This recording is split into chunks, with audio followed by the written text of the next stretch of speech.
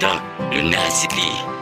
Hain pala kontento na di na mamimiling pang iba, kay ginhimo mo nga tanan para apag malipayo. Diri ka babalyuan ngan bubuhaton ko tanan. Ikaw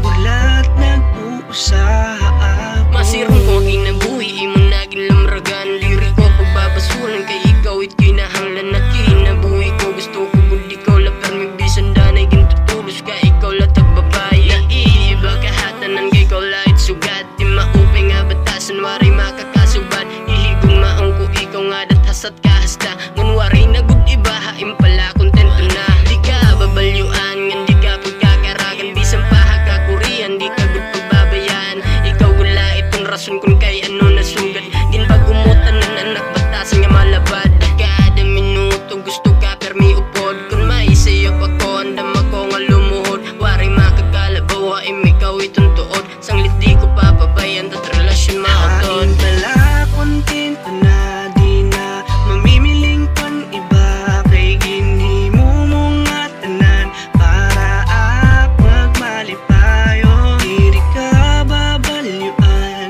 ngan bubuhaton ko tanan. Ikaw